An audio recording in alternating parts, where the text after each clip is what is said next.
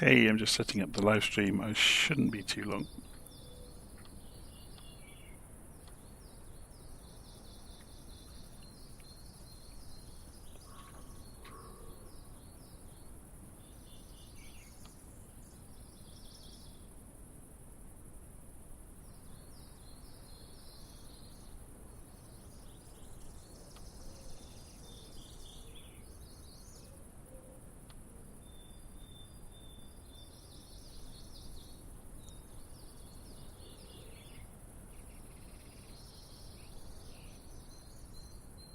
Is it actually working?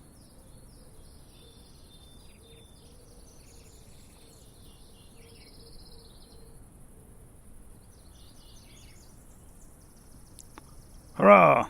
Okay, just took the live stream a few seconds to get up and running.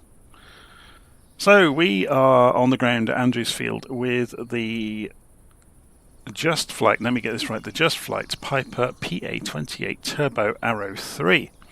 There's a mouthful. I've been away all weekend, so I've come home to all these new aeroplanes to play with. It's great fun. So I've still got the Turbo Arrow, the Arrow 4 and the Warrior to look at yet. So this evening we are on the ground at Andrewsfield with the Turbo Arrow 3, and we're going to put it through its paces. I have become aware of a couple of bugs in the aeroplane, but I'm not sure if it's me doing something wrong or if it's something wrong with the aeroplane itself. So we'll get there in good time. If you've not seen this aeroplane yet, if you're coming in from Flight Sim 2024 and you've never seen 2020, these aeroplanes were well known and trusted in 2020. They did take a few updates over their time though. As the sim was updated over the years, it broke them and they had to be repaired, and they were eventually. So now they've arrived in 2024, and it appears they do have a few bits and pieces still broken, but that's probably due to Sim Update 2 not being out yet. I don't want to go and predict that too strongly though, because I really don't know. And I never used the beta versions of the sim, or beta, depending on what part of the world you're from. So as you can see, the airplane is really nicely modelled. If we jump round to the cockpit and come in, the Turbo Arrow has a slightly different set of liveries than the Arrow, and you can see if we put ourselves in the right place, we get the internal view, even using the drone camera. So you get this late 80s, early 90s set of hardware in the airplane by default. You can switch out the radio stack for a glass cockpit, so you can put a GTN 750 in it or the GNS 530 and 430 if you wish. But we're not going to focus too much on what works and what doesn't tonight. We're just going to take it for a flight and do a few circuits, and then perhaps go and do some stall tests, spin tests, that kind of thing. So it should be good fun. I'm going to work through my own procedure to get the airplane up and running. I will put a note to it after the video at some point. But for now, we're just going to have a look at the airplane. As you can see, it's been updated for 2024, so you've got the 2024 pilots in it now. If we come down through the rest of the aircraft, it's really nicely modelled. It's just a shame there seems to be a few little bugs here and there. So if we bring the camera back outside, I'll go and park the drone camera, and we'll switch to the normal view within the simulator. So I've been asked in the live stream comments, do I know if JustFlight plan to bring the VC10 Pro to 2020? I don't think they're going to. That's my short answer to that, and I'm not going to tell you how I know that. Okay, so I'm going to press Shift and X, which puts us inside the cockpit. Should we go and wind the time back? It's going to get really dark otherwise, isn't it? So I'm going to wind us a little bit earlier in the evening. Okay, so if you've never seen this aeroplane before, it's got lots of options in the tablet. We're looking at the aircraft app in the tablet at the moment. If we come back out to the home screen, you can get Simbrief OFPs. So if I continue, you'll see I've got an example OFP in here just to show you what it might look like. And you can see the meta information in there about your departure and arrival airports, and you can see the full write-up of the OFP should you wish to see it. We're not going to be using that tonight. There seems to be a bug, and this, I don't know if this is something to do with my installation or with if it's common, but I cannot get the map screens to work quite often in various aeroplanes. It seems to blight JustFlight, but it may be something I've got installed that's causing that. The chart view seems to work fine. So if we go to the airport charts, say we go and put in Stansted, for example, which is just across the fields from us here, and we pull up the charts, they'll all work fine. But again, the en route charts seem to black out. It's really odd. If I go VFR, you see it flash there, but then it goes black. I'm not sure what's causing that. But again, Sim Update 2 might fix all of those kind of strange things. So then if we go and look at the aircraft tab, I'll come back to that in a moment. We've got a notepad here, so we can either type into it or we can draw. So if you're taking notes down from ATC, you can be scribbling them in there if you wish. Checklist for the airplanes built into it, so you can see it here and you can tick things off as you go through them, just for visual reference. What else? There's a top of descent calculator in common with the other JustFlight aircraft in the family. And you can control some settings of the tablet, like the theme and the brightness and so on and so forth. So let's go into the aircraft tab quickly. I reviewed this about the Arrow 3 earlier. It's exactly the same across all of these different airplanes. We've got some shortcut aircraft states, so ready for takeoff through to cold and dark. We've got some management of consumables, so things like oil and battery charge. We can appear or disappear the co-pilot as we wish. We can have the fuel selector automatically flip-flop between the tanks, so it lives down here. So obviously, let's go and turn off the tooltips while we think of it. I can't stand tooltips, but sometimes they're useful if you're debugging something to make sure that you've not missed anything obvious. Okay, so yes, it can flip-flop between the fuel tanks for you. You can switch out the GPS units. So I've got the GPS 100 there. There's the 530 and the 430. There's a 530 with the old nav and com radios there, and background in a circle. If you've got the GTN 750 of whichever flavour installed, it will find it and it will present it to you as an option, and then it will obviously replace that radio stack with the GTN. Okay, it has state saving. So if you switch on state saving, then the position of all these switches around the cockpit will be remembered. And you can see I've been playing with the aircraft earlier, therefore it has remembered that I had all of those switches in the on positions. It doesn't remember everything, but it remembers quite a lot. You can turn the yokes on and off in the tablet, but obviously you can still turn them on and off just by clicking on the base of the yokes in the cockpit.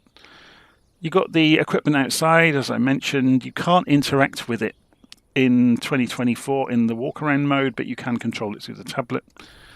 So you can see here we've got to remove the chocks, for example. You can control the doors here, but you can also control them directly because they are interactive, so all of the switches and levers work. And that's about it, I think. The flight information is quite useful. It gives you live info. If you don't want the tablet, though, and you want to be ultra realistic, you can just turn it off. Okay, should we go and get the airplane up and running then? So first off then, we're going to go and switch the batteries on, alternators on. We'll put the beacon light on because we're going to start the engine very shortly. Go and turn the nav lights up to bright. Make sure we're using the left fuel tank. We'll put the mixture to rich. We'll go propeller RPM. Actually, we ought to start the mixture on lean, I think. You've got a fuel boost pump here. You can go high or low on it. So you can hear that when you switch it onto high. So then if we go rich with that, and then we go and turn the engine over. And that was on minimum revs, look. And it rattled around. And it is actually still running. So we'll turn the boost pump off, and you can hear the engine is coming up, look, at up to 1000 RPM. Let's hold it there. Just edge the throttle back.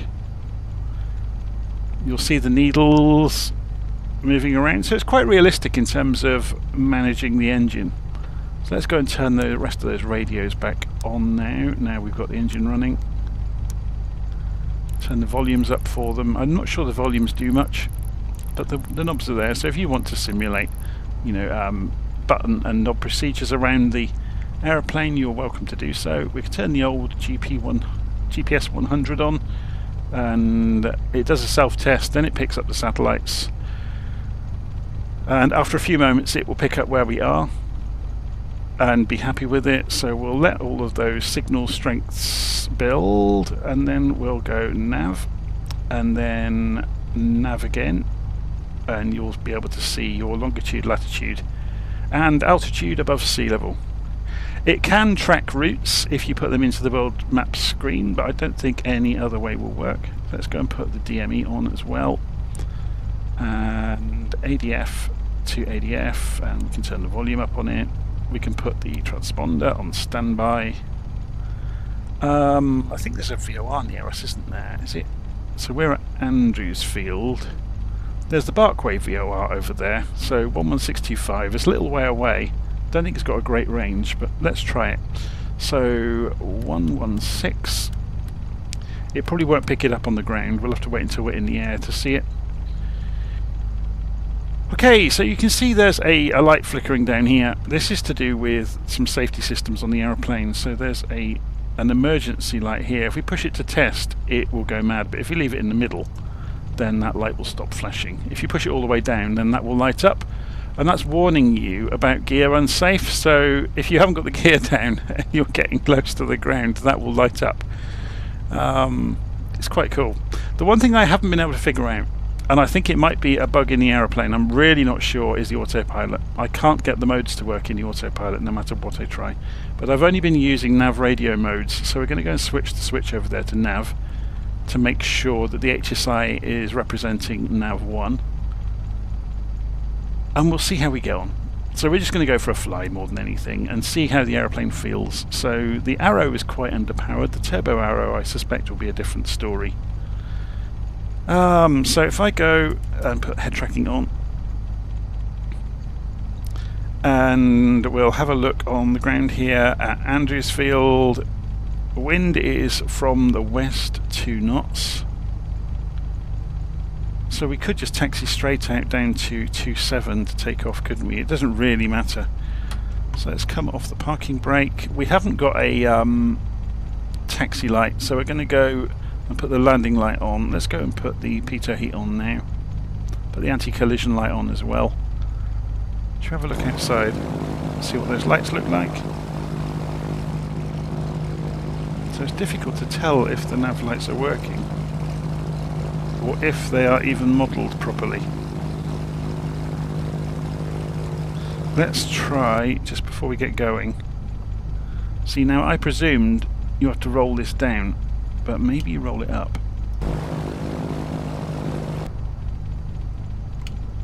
Or maybe it's waiting for Sim Update 2 to work properly, I don't know. I thought you had to roll them down. Anyway.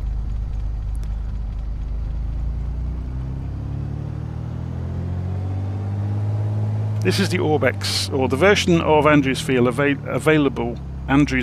available from Orbx. So I think it might be Burning Blue, are the developers. It's very good.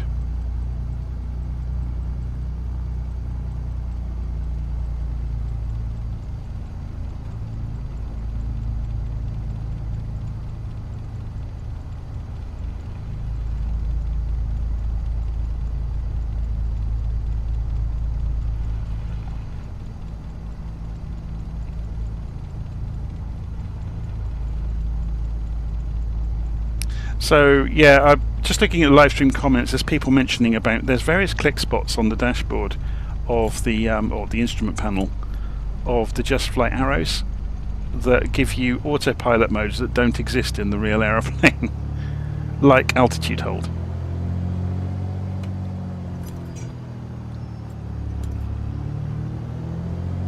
This is nice, isn't it? We get a really smooth stretch of... Now, is that actual runway that we're on, or is it just taxiway? Let's have a little look.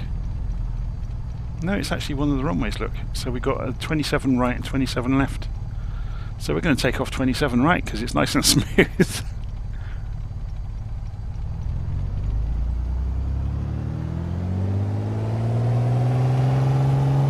So you can see we've got an overboost light has come on there on the dash, so I'm just going to avoid that.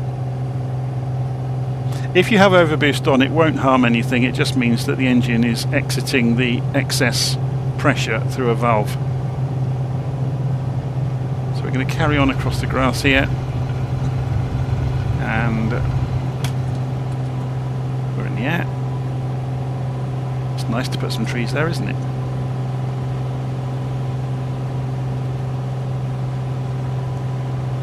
Okay, let's press backspace.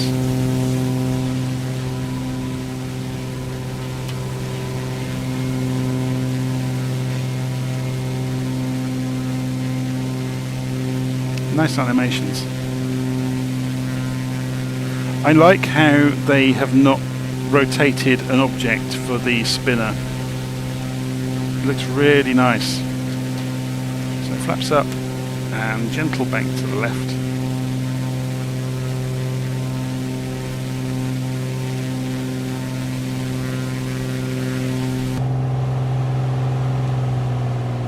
RPM back down. Pull the power back. So I'm just looking down there at the manifold pressure, make sure we're okay.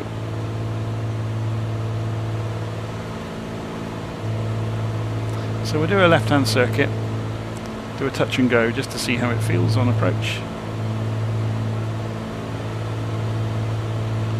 I'm going to slide us a little bit forward in the cockpit. Should we give ourselves a co-pilot as well? If we go and flick the icon switch, which I will if I can get to it, the click spot for it is tiny.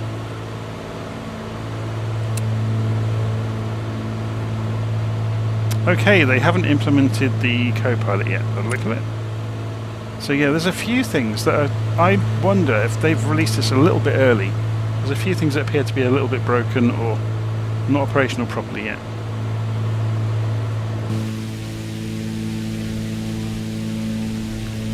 The lights being one thing. Look, the lights are definitely not working.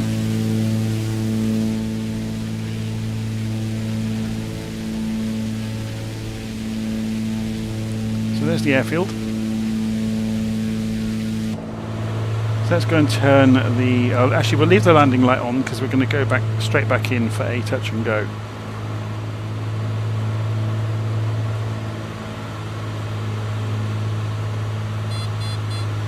So at about 30% power, you get the warning light come on to warn you that you haven't got the gear down, basically.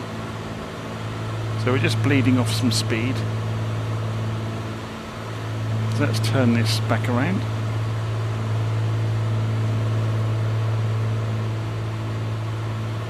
There's the airfield.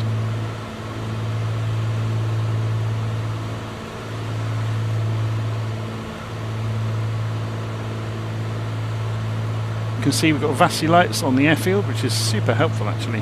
Don't expect that on the grass strip, to be honest. So let's get the gear back down.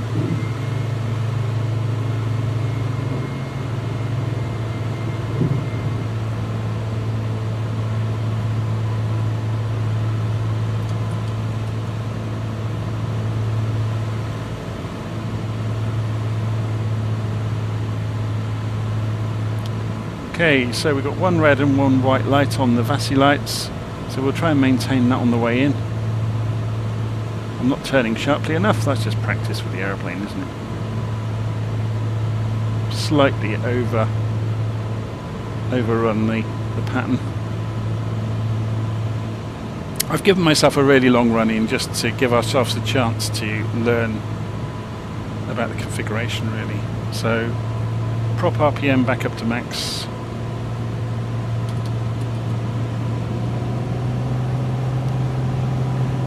Flaps further down, a bit more power to compensate for the flaps coming down. So let's have a look at it from outside.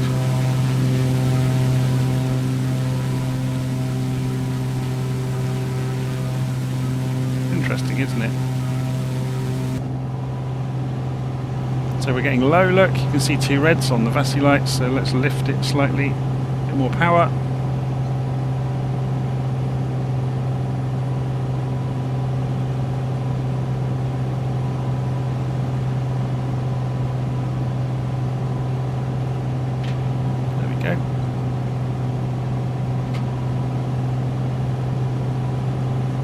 does seem to be quite heavy on the nose.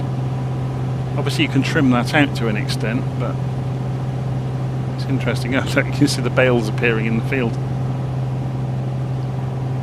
Interesting.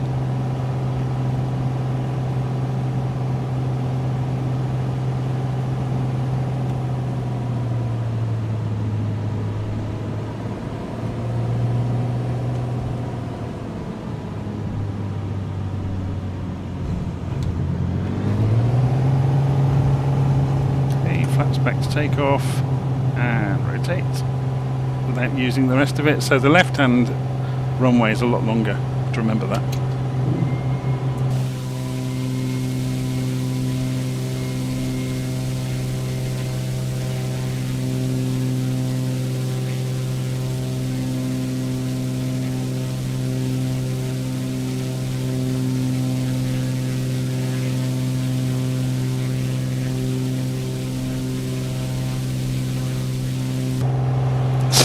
That's funny. So my car is saying, "Happy's now, John, showing your age with Vasilex." This is true. So we're putting too much power down again. Look, the overboost light has come on, which just basically means it's, you know, we're wasting power and the excess pressure is being vented off. So let's get the RPM back. Landing lights off, and let's go and do some circuit, oh, it's not circuits, some aerobatic kind of maneuvers. So we need to turn away from Stansted for a start, so we'll turn to 90 degrees and we'll keep climbing as we go, so a bit more power.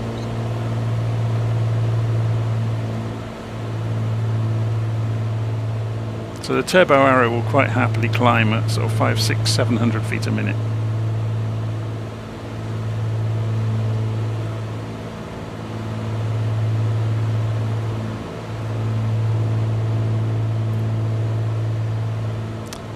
So yeah, Henry's asking head tracking or VR. I'm using a Tobii Eye Tracker.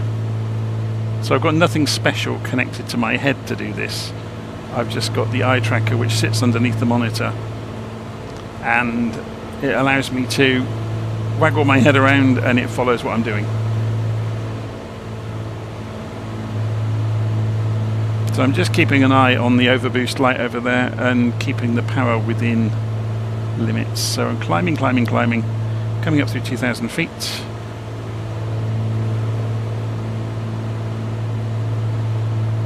It's nicely modelled, isn't it?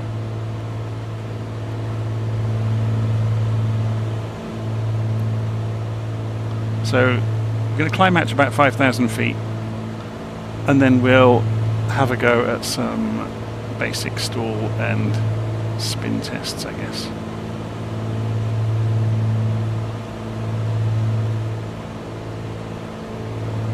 Coming up through 2,500 feet.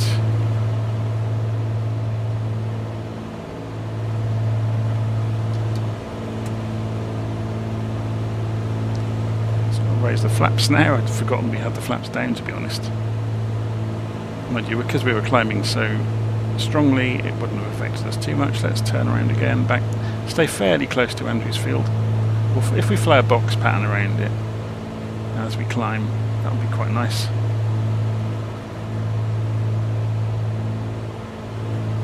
Stay in the neighbourhood.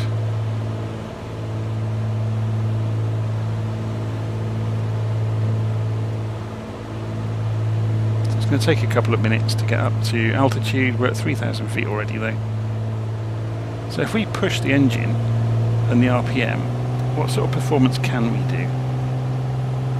It's max RPM now, so it's redlining it on the propeller. So yeah, I'm going to bring that back down inside the red line. So we're holding 80 knots. It's about 78 knots, I think, is the target. It might be 90 actually in the turbo arrow for best climb rate. It's holding about 750, isn't it? Maybe a bit higher than that even. So going up towards 1,000 feet a minute. So we're up through 3,000 feet now, so we can begin to lean the engine out.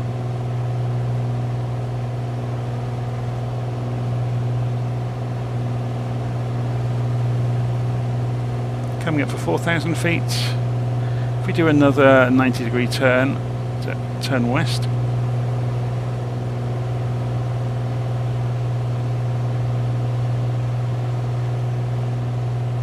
Yeah, I think the Turbo Arrow, it's about 90 knots best climb rate. Of course, it's all dependent on atmospheric conditions as well.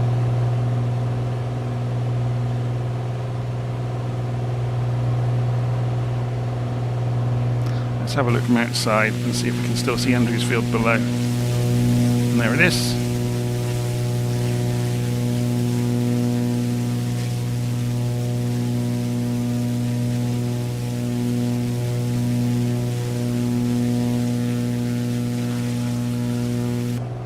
Okay, so we're coming up for 5,000 feet, so we can go and do some hair-raising manoeuvres. Let's force it up to 5,000 into a stall then to see what happens. So power on, stall in a straight line, running out of elevator in a hurry.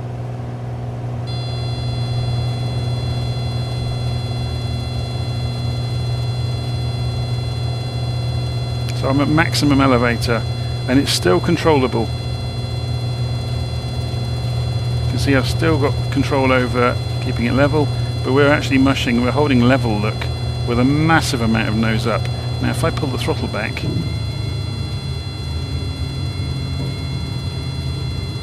so it just mushes. Okay, there's standstill ahead of us.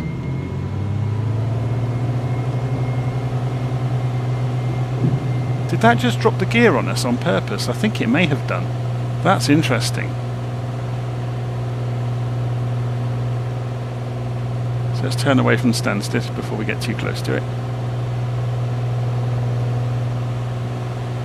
Okay, we're just below 5,000 feet.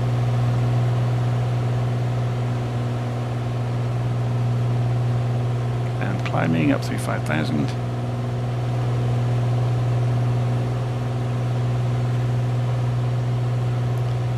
Let's try it then. Yeah, it drops the gear.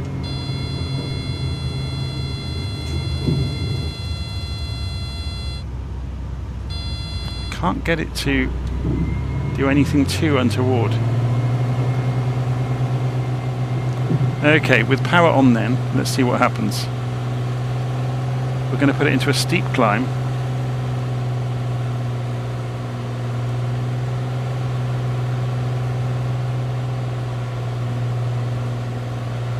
Get it level for the moment, get it to 5,000 feet. Airfield's underneath our left wing. If we turn east, and then we'll pitch it up dramatically and see if we can get it to or at least drop a wing. If we do a high pitch turn, we might cause it to get into trouble.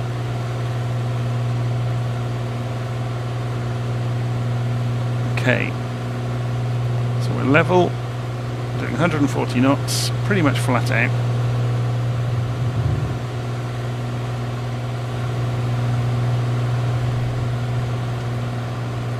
That's maximum elevator.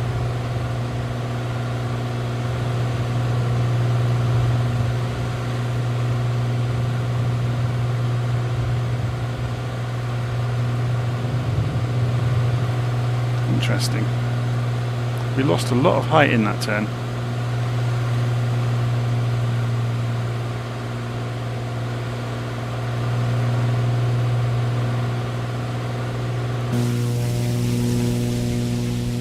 Let's see, airfield.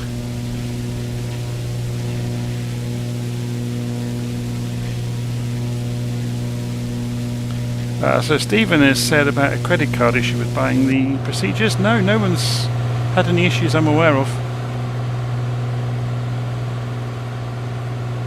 PayPal is an option there as well. Okay, let's put this into a steep climb and a turn and see if it will drop a wing at least.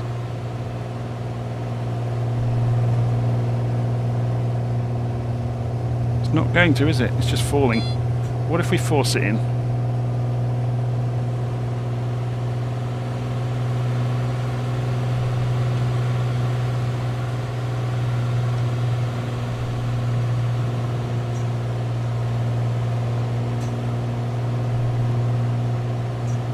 trying to get it to tumble, but it's not going to have it, is it?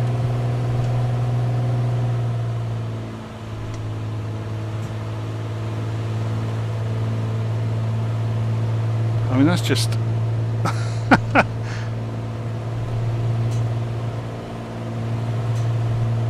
we can't get it to drop a wing. Okay, let's go into a climb and try it.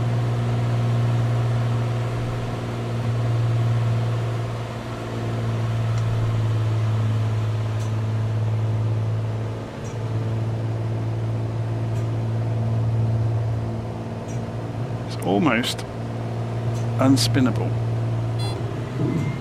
Let's drop the wheels, which will stop it from spinning anyway.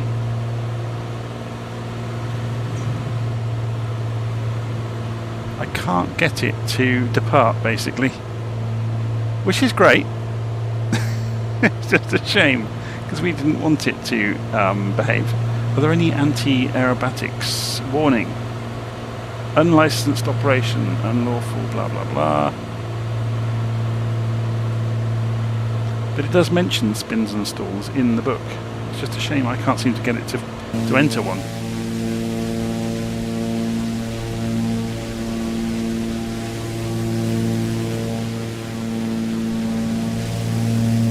It just won't have it.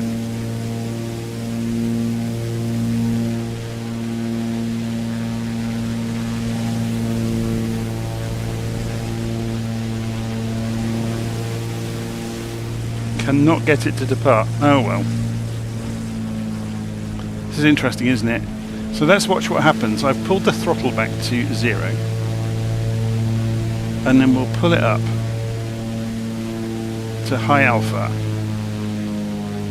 And down comes the gear, look.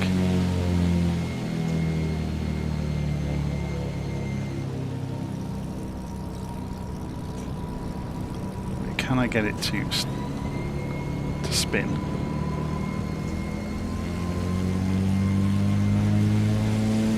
No. So it's got some pretty impressive safety margins built into the aeroplane.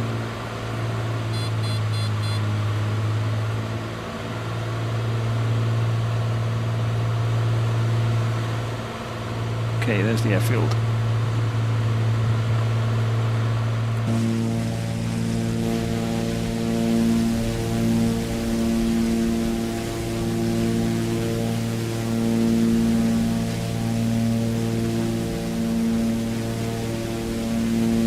Yeah, I was trying Magnum's on about pull back, half throttle, left rudder, and it wasn't going to have it. So we'll just extend this way, turn right and circle in into Andrewsfield. And do another touch and go, see how we get on. So gear down. Landing lights on.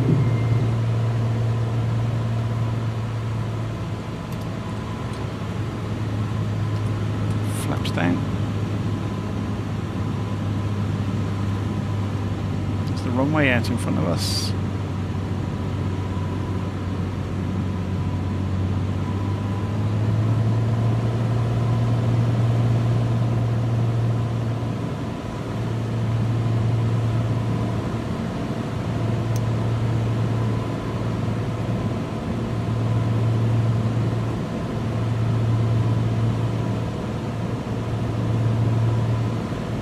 And we'll go left side this time because it's a bit longer.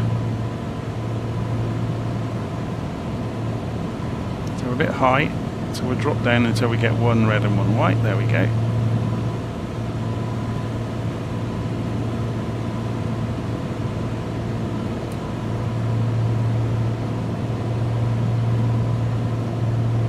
So this is not a native 2024 aeroplane, as you might call it. I'm just reading the live stream comments out the corner of my eye. This is the JustFlight Arrow that's been upgraded to work properly with 2024, but there seems to be a few little bugs here and there with it. I'll show you in a moment. It's a shame that loads these bales in. They've done the load on demand a bit too close to the airfield, haven't they? It'd be nice if you saw those when you're on approach.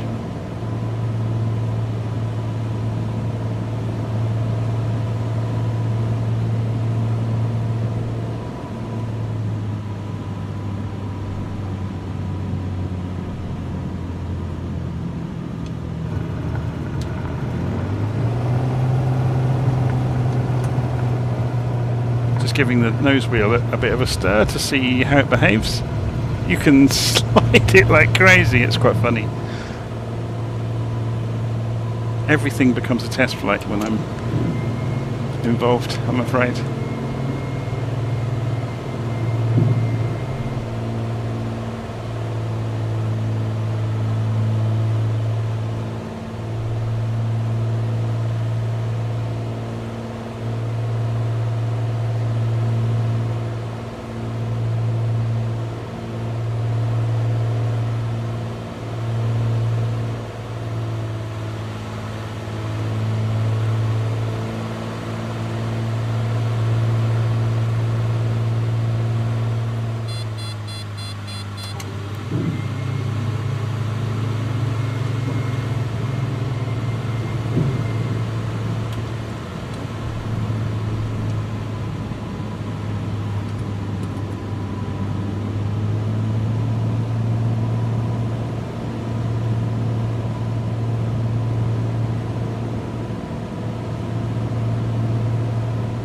They've got the wall modelled, look, it's quite cool.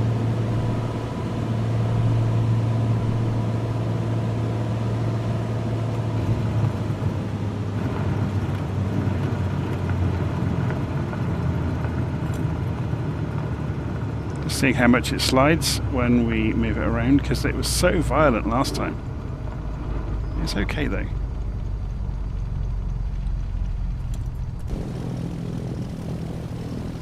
So it's kicking up dust, that's one good thing.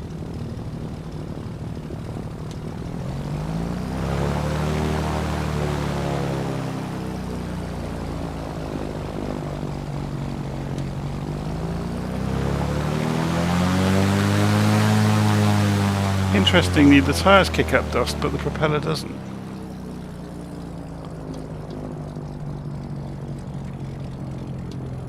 Does it do the same in the grass?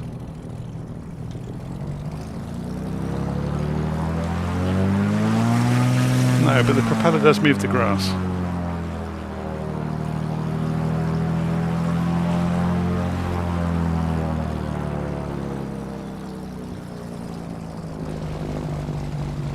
So, I was going to show you the problem with the autopilot, wasn't I? Let's get it back in the air again. Final time.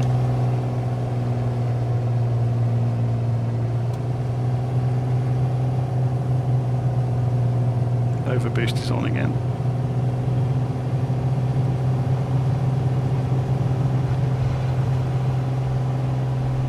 Don't take off that direction.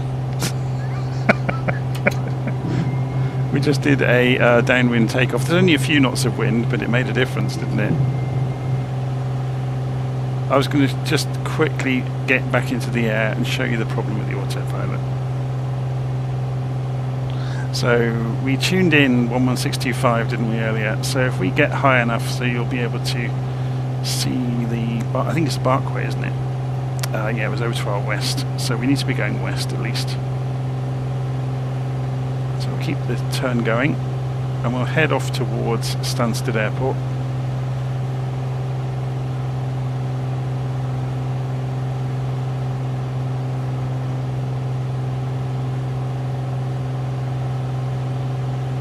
It's quite cool that all the, the bits and pieces all work in the aeroplane. It's just a shame there's a few little systems things that don't seem to work very well.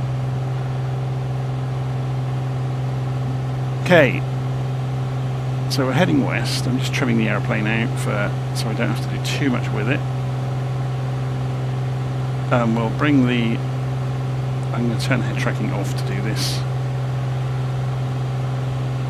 We'll bring the course round to match the direction we're going. And there is a screw you can click here which brings the heading bug up to the top of the HSI as well. So we're flying along quite happily, yeah. We can go and turn on the autopilot. Notice that roll has gone right the way to one side for some reason.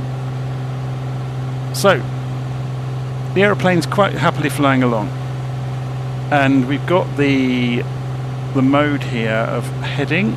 And if we go and turn heading mode on, it won't stay on. And the same is true of this, it won't move away from heading mode. Even though we've now picked up the VOR. So if we were to find out the exact direction to the VOR and move the heading bug, even though it says heading bug, obviously we can't activate this, so it's not going to work. So all it's really doing is roll hold. And that's all. Now I don't know if I'm missing something. But I don't think so. I've checked the book.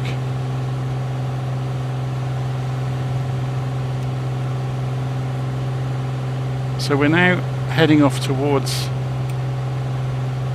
this direction. So I think it's just doing roll hold. Look, I've switched it on and it's quite happily, it's stable.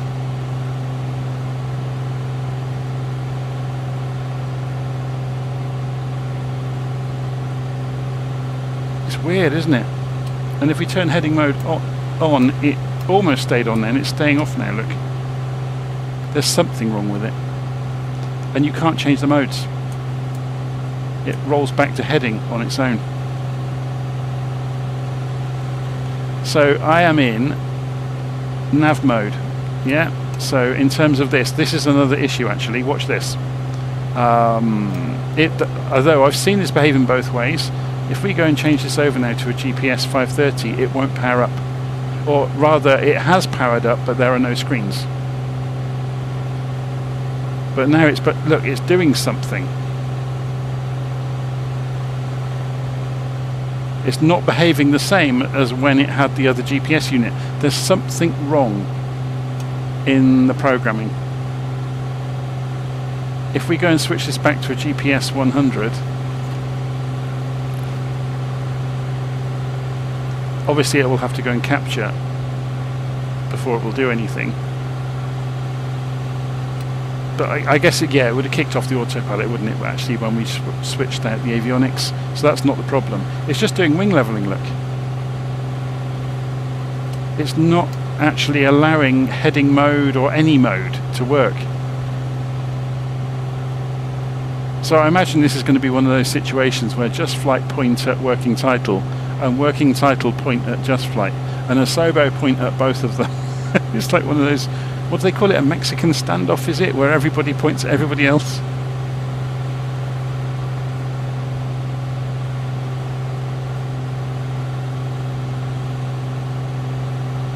But yeah, so you can see the issue with the aeroplane. So let's turn left again and come back into, I'll turn the autopilot off. Obviously, so all it means is the autopilot's not working yet. I'm sure they will fix it, and again, as I said at the start, it may be that it's all to do with Sim Update 2. I don't know. Apparently I do hear that Sim Update 2 has a colossal number of fixes in it.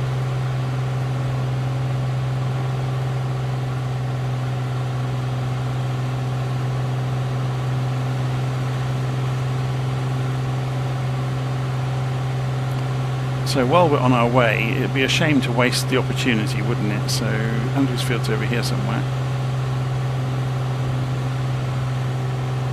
There it is. Right in the middle of the screen there. It would be a shame not to use this opportunity to try another stall test and just give it one more go. Okay. We'll wait for the stall warning klaxon.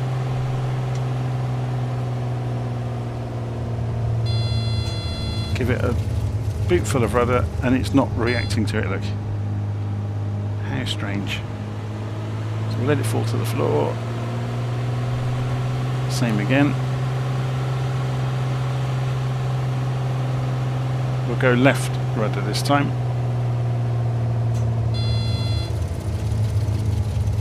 See, it's not dropping into the spin. Now, I know these aeroplanes were designed, notice the tapered wing?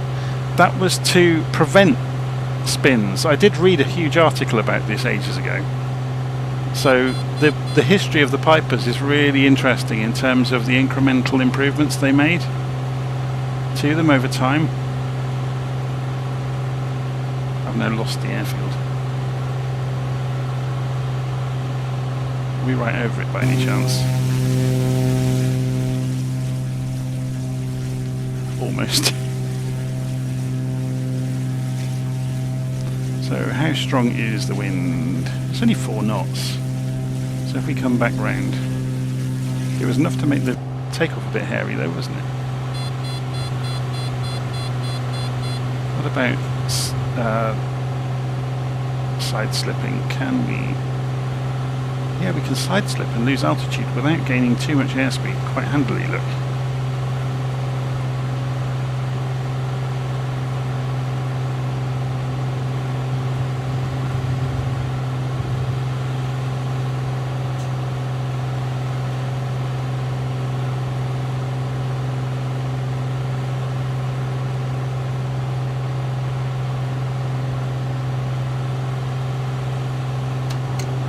Down.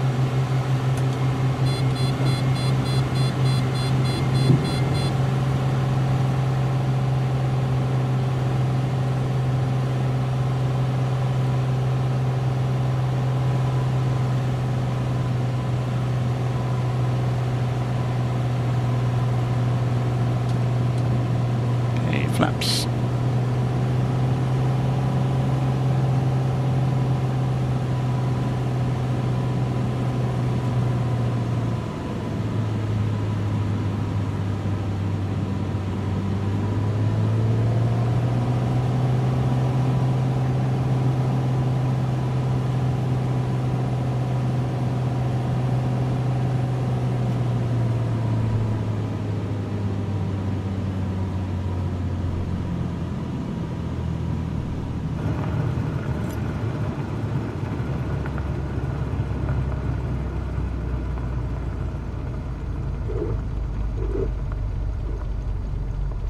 Skids very violently as soon as you give it any kind of rudder, oh sorry, nose wheel input.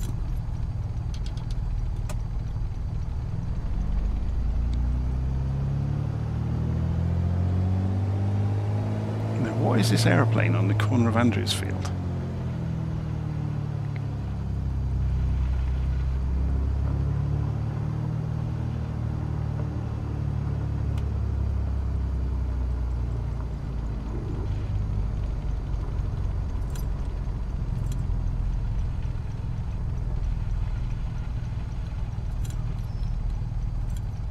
Anybody know what it is? It's almost like one of the old Italian fighters, isn't it?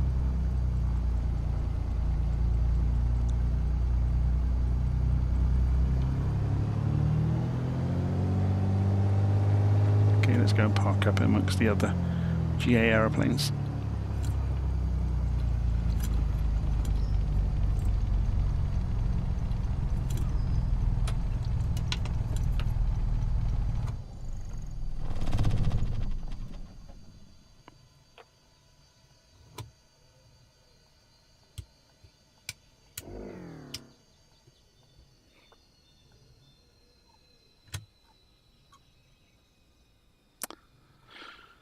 Okay, yeah, just thinking, based on this having memory of what we did, let's go and turn everything off properly, shall we?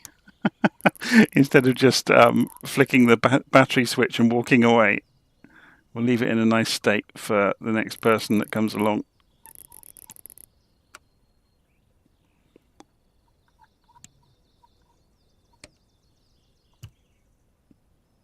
Don't have to do anything with that. I mean, you can cheat. You can just go cold and dark up here and it will flick all the switches back for you. But I think it's nice just to learn and remember where things are.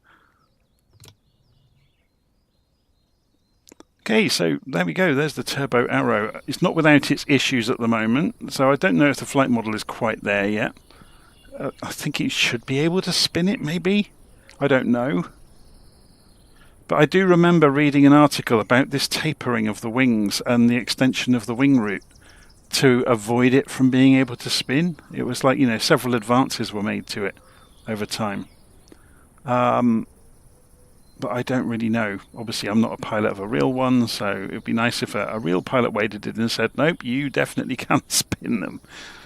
But yeah. And it's a shame the autopilot's not quite working yet, but I'm sure they'll fix that. As I said, I suspect Sim Update 2, I don't know. We'll find out, won't we? So we can turn off that, and we can undo the door, so we can unlatch at the top and bottom and push the handle, and the door opens. And then we can play silly games with the camera about pretending to climb out and over the wing. Which, if we edited it nicely together, which I never do, we'd have the ability to tell stories. So there we go. That was the Turbo Arrow in Flight Simulator 2024 from JustFlight. Hopefully you enjoyed that. I have written up the procedure for it, so I'm not sure if I put it in the notes of the video, but it's available from Ko-fi, from the usual place. So if I haven't written it up in the video, I will add it to the notes, which just walks you through, everything you need to do to get the airplane ready for flight in a very straightforward manner. Is there an altitude hold? Not officially. So if we go and jump inside, the real airplane doesn't, or this hardware doesn't have one. So you have autopilot, you have heading, you have nav, which is VOR, or GPS, which is retrofitted. Look at that. Now we have no power to the systems. We can select. Anyway, it doesn't have altitude hold, or the real aircraft didn't. But they put a click spot here alongside the selectors where you can select altitude hold. But it doesn't appear to work. So there's something slightly off with the guidance and the autopilot at the moment. But no doubt they'll get it fixed. And yeah, hopefully sooner rather than later. Anyway, I'm going to leave it there. Hopefully you've enjoyed that. And I'll see you all again soon. Take care.